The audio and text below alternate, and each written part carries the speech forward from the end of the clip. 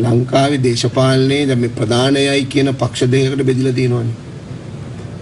දැන් එක්සත් ජාතික පක්ෂය බලේ ඉන්න කාලේ අපි උදාහරණයකට ගමුකෝ 2001 මෑත කාලේ උට කලින් 2001 සිට කියලා අපි ගමුකෝ 2004 විතර වෙනකන් රනිල් ළඟමෙත් හිටියානේ. දැන් ඒ කාලේ අපි එක්සත් ජාතික පක්ෂයට ප්‍රහාරයක් එල්ල කරානේ. පද විගේනියන් ශ්‍රී ලංකා වැඩසටහන එතකොට ප්‍රභාකරන් එක්ක අත්සන් කරපු ගිවිසුම ඒවා පදනම් කරගෙන සාකච්ඡා කරන්න ගිය ප්‍රතිසංස්කරණ පදනම් කරගෙන අපි දැවන්ත විවේචනයක් ගොඩනැගුවා. දැන් ඒ ගොඩනගනකොට ඒකේ වාසියක් ශ්‍රී ලංකාවකට යනවනේ. ඒක වළක්වන්න බෑ. එතකොට තමයි කියන්නේ අපි චන්ද්‍රිකාගේ සාරිපොටි කියලා වාක්‍යයෙන් එතකොටනේ. දැන් ශ්‍රී ලංකා නිදහස් පක්ෂ බලයේ ඉන්නකොට ඒකත් එක්ක අපිට යම්කිසි විවේචනයක් සටනක් අපි ගොඩනගනකොට දැන් අපි ඡන්ද පදනමින් ගත්තම තාම ඉන්නේ තුන්වෙනි තැනනේ රටේ ඡන්ද පදනමින්. එතකොට අර දෙවෙනි තැන ඉන්න බලවේගයට වාසියක් යනවා. මොකද අර පළවෙනියා පරද්දන්න නිතරම දෙවෙනියාව තෝරගන්න සංස්කෘතියක් නිර්මාණය වෙලා තිබෙනවා. එතකොට UMP ආණ්ඩුවක් තියෙනකොට අපි කරන දේශපාලනයේ වාසියක් එක්තරා දුරකට ශ්‍රී ලංකාවකට යනවා. ශ්‍රී ලංකා ආණ්ඩුවක් තියෙනකොට අපි ඒකට විවේචන එල්ල කරනකොට ඒකට මැදිහත් වෙනකොට ඒකේ වාසියක් UMP එකට යනවා. ඉතින් ඕක කවදා හරි අපිට වෙනස් කරගන්න තියෙන්නේ අපි දෙවෙනි තැනට එන්න ඕනේ. ඒක අපි ඒ උත්සාහ කරමින් ඉන්නවා. එහෙම නැත්නම් අර දෙපැත්තටම සමාන්තරව දේශපාලනය විවේචනයක් එල්ල කරන්න පුළුවන් වෙන වර්ගයේ දේශපාලන වටපිටාව නිර්මාණය වෙලා තියෙනවා. මෙහෙම කාලයක් තිබ්බා.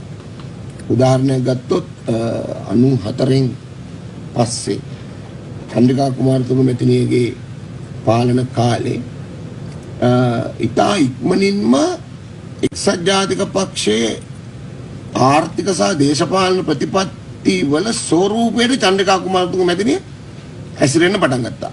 ඒකේ ශ්‍රී ලංකාව අයින් කළ බලය බෙදීම ගත්තා. එතකොට සුදුනෙලුම් ආදි වශයෙන් මේ ව්‍යාපාර ගියා. නමුත් ඒ ඉතිහාසයේ දිහා බැලුවම ජනතා විමුක්ති පෙරමුණ තුන්වෙනියට තමයි එදත් හිටියේ පක්ෂයක් විදිහට දේශපාලන පක්ෂයක් විදිහට. නමුත් ජනතා විමුක්ති පෙරමුණ තුන්වෙනියට උවත් තීරණාත්මක සාධකයක් විදිහට කටයුතු කරා. එන්න ඔබතුමන්ලාගේ ජනතා විමුක්ති පෙරමුණේ තිබිච්ච ගෙඩි ප්‍රමාණය වැඩි වෙනවා.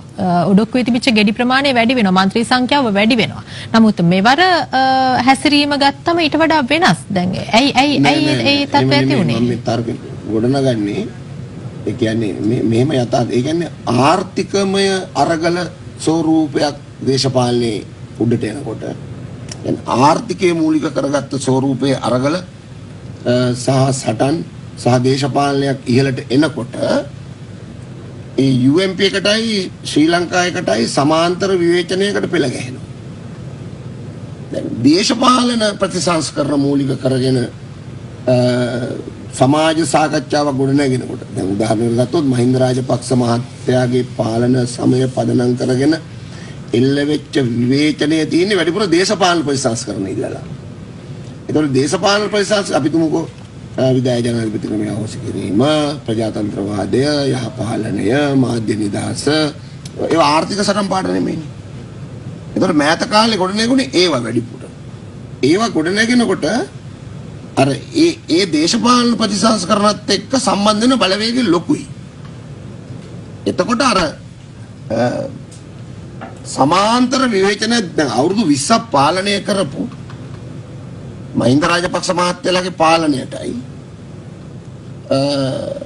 රනිල් වික්‍රමසිංහ මහත්තයා අවුරුදු 20ක් විපක්ෂයේ ඉඳලා ඡන්දේ ක්‍රියාවලියකට එනකොටයි සමාන්තර දේශපාලන විවේචන දෙපැත්තට එල්ල කරන්න එකක් දේශපාලන යථාර්ථය ඇතුලේ නෑ. අපේ ඔළුව ඇතුලේ අපිට තියෙන කියා ගන්න පුළුවන්. නමුත් දේශපාලන යථාර්ථය ඇතුලේ නෑ. ඒ දේශපාලන යථාර්ථය ඇතුලේ ඉන්නේ එක දිගට කාලයක් දැන් මේකේ දේශපාලන බලයේ ඉන්න ප්‍රවාහයට තමයි විවේචනය එල්ල වෙන්නේ. එතකොට අතෙන්ද වාසියක් යනවා. අපිටත් එනවා දැන් අපි පොඩ්ඩක් උඩට ඇවිල්ලා දිනවනේ. එතකොට තියෙන පාලනය පරාද කරන්න ඉක්මනින් තෝරගන්නේ ඊළඟ ශක්තිමත් බලවේගය ඡන්ද පදනම. එතකොට අනිල් වික්‍රමසිංහ මහත්තයාට එක්තරා වාසියක් යනවා ඒක වළක්වන්න බෑ.